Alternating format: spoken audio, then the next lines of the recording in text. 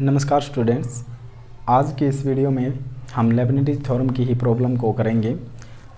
हमने कई problem solve की है भाई, इम्पोर्टेंट थी, तो एक प्रॉब्लम और करते हैं हम, ये भी इम्पोर्टेंट है, और दो प्रॉब्लम हम आने वाले लेक्चर में और बताएंगे आपको। y(n)0 किस तरह से निकालते हैं वो भी इम्पोर्टेंट है।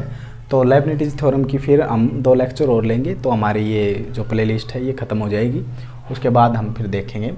तो देखिए भाई, ये है अब हमारा क्वेश्चन कि if y is equal to sine और थीटा में है m sine inverse x, prove करना है। फर्स्ट पार्ट ये है 1 minus x square y2 minus x y1 plus m square y is equal to 0। ठीक है, फर्स्ट पार्ट ये है। यहाँ तक आने के बाद फिर ये लेबनिज़ थ्योरम से ये सेकंड स्टेप है, 1 minus x square yn plus 2 minus 2n plus 1 और फिर इनटू में एक्स वाई एन प्लस 1 और प्लस में m square minus n square y n is equal to 0। तो देखिए भाई, सॉल्यूशन देखिए, तो कुल मिलाकर आपको सक्सेसिव डिफरेंशिएशन अच्छा आना चाहिए और एक सिंपल जो +2 क्लास में आप डेरिवेटिव सीखते हैं वो बेसिक आपको अच्छी तरह से आना चाहिए। अब देखिए जी कि sine m sine inverse x, ठीक है। अगर आप देखिए भाई यहाँ पर साइन और इसके थीटा में अगर मान ले कोई भी है, कुछ भी हो इसके थीटा में, तो अब हमें डेरिवेटिव करते वक्त वो तो चेन रूल लगेगा। तो साइन दिख रहा है पहले, है ना, तो साइन का डेरिवेटिव होता है कोस एक्स, तो हम इतना करेंगे और विद रिस्पेक्ट टू एक्स ही कर रहे हैं भाई हम डिफ्रेंसिएशन, तो y1 या dy/dx लिख सकते हैं। साइन का डेरिवेटिव कोस और जो भी थीटा है वो एज इट इज, ठीक है। अब जो थीटा में है, जो भी थीटा में है m साइन इनवर्स x, तो इसका अब दोबारा, है ना, तो इसका करेंगे तो अब आपको केवल ये दिखना चाहिए कि m साइन इनवर्स x का मांग गया भाई मेरे से डिफरेंशिएशन, तो m तो कांस्टेंट है, साइन इनवर्स का आपको पता ही है क्या होता है ना, कि 1/√1 माइनस एक्स स्क्वेयर, और कोस वाला होता तो बस माइनस ही आ जाता। तो ये है। अब बाई चांस, अब यहाँ पर ठीक है ये, क्योंकि यहाँ पर साइन इनवर्स x ही था, बाई चांस इसमें कुछ ये होता कि एक्स स्क्वेयर माइनस 1, तो फिर ये यहाँ पर हो जाता साइन इनवर्स x का वो जो थीटा है, मतलब x की जगह जो था वो, और फिर x का दोबारा भी होता है ना। तो चेन रूल तब तक लगेगा जब तक x का डिफरेंशिएशन 1 नहीं हो जाता है ना, तो x के रिस्पेक्ट में। तो इस तरह से आपको चेन रूल मतलब बेसिक बहुत अच्छी तरह से आना चाहिए। तो आपको ये समझ में आया है ना अब अच्छी तरह से कि ये क्या सिस्टम है। आप आगे देखिए, तो y1 अब ये है भाई जो रूट वाली जो रकम है, मैं इसको इस तरफ ले आता हूँ भाई, मल्टीप्लाई हो जाएगी और यहाँ बचेगी, ये m का अंदर गुणा मत करवा देना, ये थीटा है तो इस तरह से प्रोडक्ट में है ये, है ना, तो थीटा में गुणा नहीं हो सकता, ये कोस m साइन इनवर्स x, ठीक है। क्या हुआ, ये जो अपोन में था ये उस तरफ प्रोडक्ट में चला गया है, और भाई यहाँ पर जो m है वो यहाँ पर आगे लिख दिया है इसके प्रोडक्ट में, ठीक है। गलती से आप थीटा में मल्टीप्लाई मत करवाना भाई इसकी। यहाँ तक आया समझ में। तो देखिए यहाँ से आगे क्या करेंगे, हम स्क्वायर करेंगे भाई दोनों तरफ, तो स्क्वेयरिंग ऑन बोथ साइड, तो y1 का स्क्वायर और ये आ जाएगा 1 माइनस एक्स स्क्वायर, है ना, रूट कैंसिल हो जाएगा, और यहाँ पर m स्क्वायर और ये बनेगा cos square m sine inverse x, है ना। यहाँ पर स्क्वायर लिख लो या होल का लिख लो, बात ही बराबर है, तो बात बराबर है, आया है ना समझ में। और थीटा का स्क्वायर और यहाँ पर स्क्वायर वो अलग बातें हैं, आपको ये पता है। अब देखना भाई, यहाँ से आगे हम क्या करेंगे, कोस इनवर्स। तो अब आपने एक चीज़ पढ़ी है तो वो हम यहाँ पर डिस्कस करते हैं कि साइन स्क्वायर थीटा और कोस स्क्वायर थीटा क्या होगा, 1 होगा।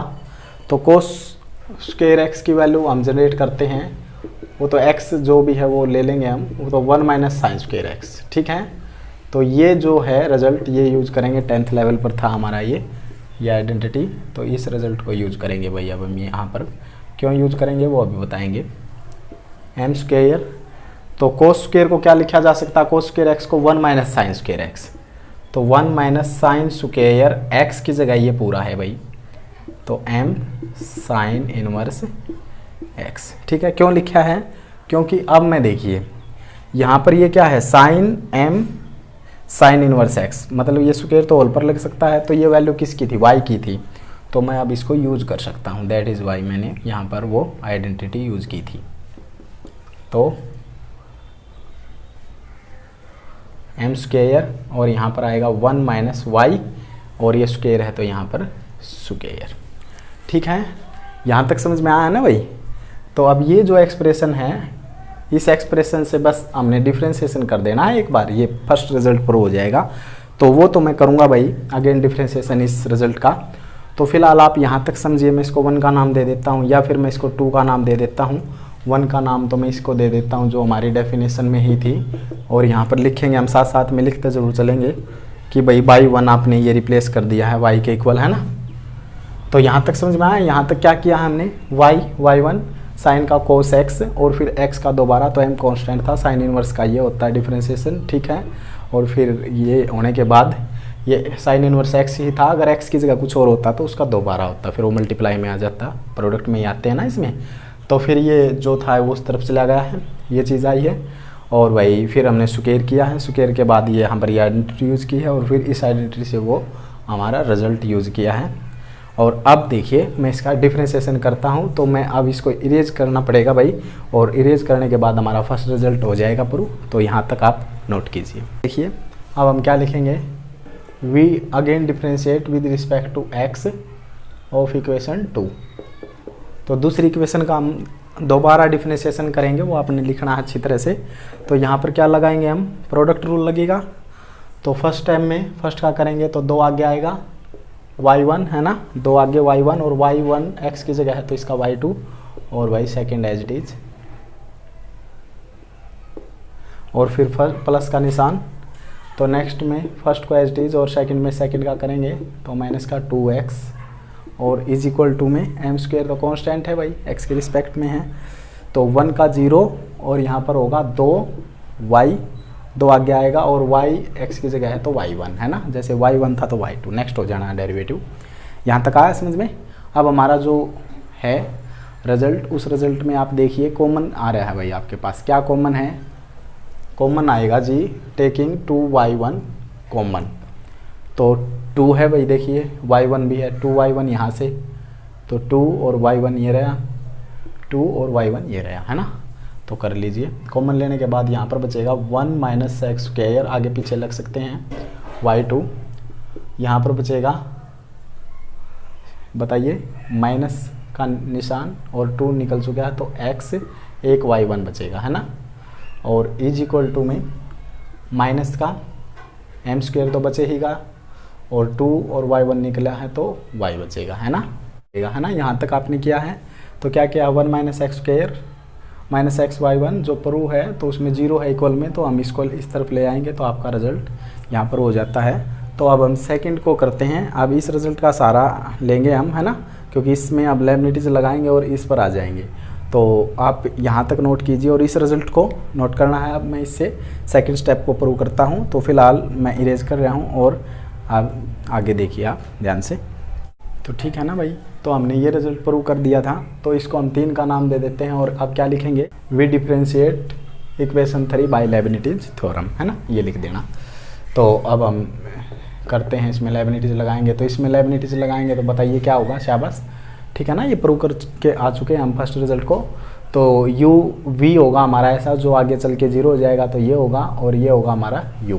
तो फिलहाल हम इसमें लेबनिटीज लगाते हैं। और क्या होती है लेबनिटीज थ्योरम, शाबाश, एक बार फिर हम यहाँ पर लिखते हैं कि 2 फंक्शन प्रोडक्ट में होंगे, NC0 u का दिस माइनस दिस, मतलब कि nth डेरिवेटिव, v का 0 लिखने की कोई ज़रूरत नहीं है, v एज इट इज लिखना जो हमने माना है, NC1 u का n-1 डेरिवेटिव और v का फर्स्ट डेरिवेटिव, और इसी तरह से NCn u का दिस माइनस दिस, मतलब कोई भी u एज इट इज लिखना है, और v का nth डेरिवेटिव, है ना।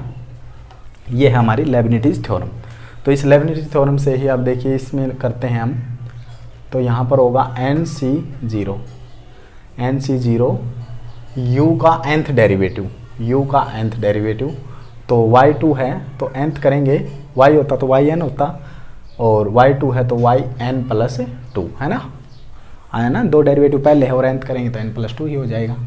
और भाई v एज इट इज, आगे फिर प्लस का निशान, NC1 और फिर वही एक कम करेंगे yn+2 में से yn+1, और इसका एक डिफ्रेंशिएशन करते चलेंगे अब, तो 2x, आगे NC2 फिर एक कम करेंगे सिंपली तो वाई एन, और यहाँ पर होगा माइनस का 2, है ना।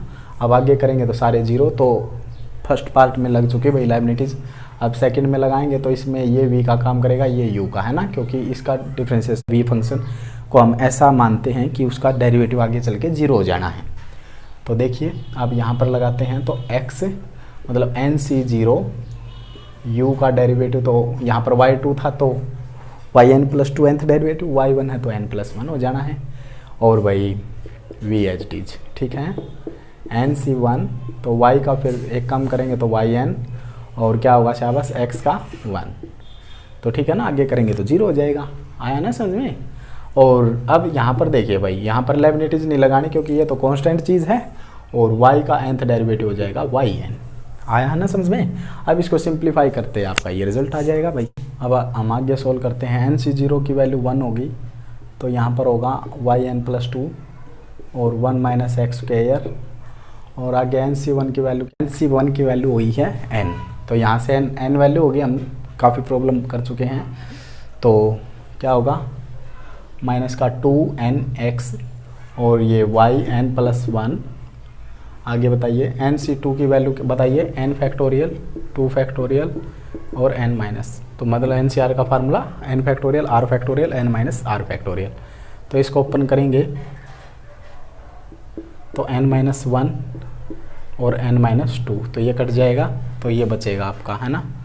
तो ये आएगा n-1/2, 2 फैक्टोरियल को ओपन करेंगे तो 2 ही आना, 2 × 1, तो ये हुआ है भाई। और तो यहाँ तक आए हैं हम, और यहाँ पर एक -2 भी है, आया है ना समझ में। तो और yn भी है, ठीक है। तो अब देखिए यहाँ तक हमने ये कर लिया है इसको, और अब यहाँ पर देखिए 2 से 2 कैंसिल होगा, ठीक है। 2 से 2 कैंसिल होने के बाद ये टर्म कुछ ऐसी आएगी n-1 yn, हम ठीक है ना। साथ ही में क्लियर करते चलते हैं, आपने अगले स्टेप में ही करना है क्योंकि हमारे पास स्पेस कम पड़ जाता है भाई। और ये जो माइनस है ये आगे एडजस्ट कर देंगे हम, है ना। तो ये टर्म को मैं अच्छी तरह से लिखता हूँ, आया है समझ में।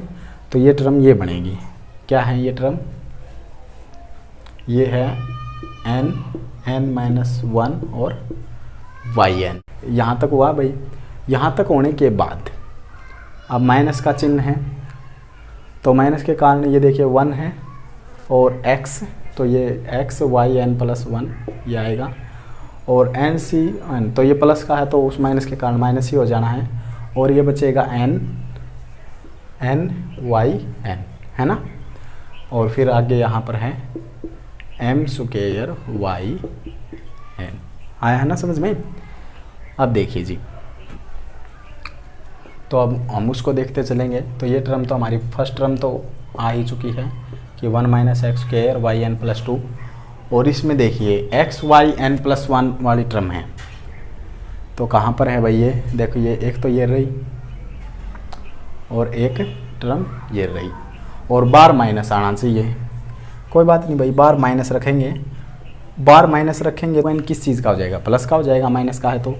और इसी तरह से यहाँ भी ये माइनस की 1 बचना था तो वो भी प्लस का बचेगा, ठीक है ना, आया ना समझ में। और xyn+1 कॉमन है, वो आगे लिखो पीछे लिखो कहीं लिख सकते हो। तो ये टर्म भी आपको समझ में आई है। और अब जो ये टर्म है, इस टर्म में क्या होगा वो देखना है आपने अच्छी तरह से। तो माइनस के साथ मल्टीप्लाई और yn के साथ भी मल्टीप्लाई, तो माइनस का n² yn माइनस का n² yn और प्लस में n/yn, और ये टर्म हमारी हो चुकी, ये भी हो चुकी, तो ठीक है ना। ये मल्टीप्लाई ही करिए हम कि माइनस का n² yn और प्लस n/yn, और ये है n/yn, और आगे लिखता हूँ मैं m² yn। देखिए n/yn कैंसिल हो जाएगा, है ना। अब अगले स्टेप में हम क्या करेंगे, ये टर्म एज इट इज़, ये टर्म एज इट इज़, और यहाँ से देखिए yn हम कॉमन ले सकते हैं, तो हमारा क्या बचेगा m² - n², ठीक है ना। तो आप कर सकते हैं ना आप आगे। तो भाई क्या करना है, ये स्टेप भी एज इट इज़, ये भी एज इट इज़, और यहाँ से क्या करना है आपने m² और n² कॉमन लेना है। ये पहले लिख लो, आप पीछे लिख लो, कोई बात नहीं, yn, तो हैंस प्रूव्ड, ठीक है। तो स्टूडेंट्स आपको ये वीडियो भी समझ में आई होगी। फिर भी अगर कोई आपकी इसमें समस्या है तो आप बेझिझक हमारे कमेंट बॉक्स में लिख सकते हैं। तो इतनी सारी प्रॉब्लम हमने की है लेibniz थ्योरम पर, प्रूफ भी दिया है आपको। तो मैं आशा करता हूँ कि आपको लेibniz थ्योरम है जो हमारी, उसके क्वेश्चन कैसे सोल्व होते हैं आपको आइडिया हो चुका होगा। और फिर भी अगर कुछ 2-3 क्वेश्चन अच्छे रहते हैं तो वो भी हम आने वाले लेक्चर्स में कवर करेंगे। चैनल को सब्सक्राइब करें और वीडियो को लाइक करना ना भूलें। धन्यवाद।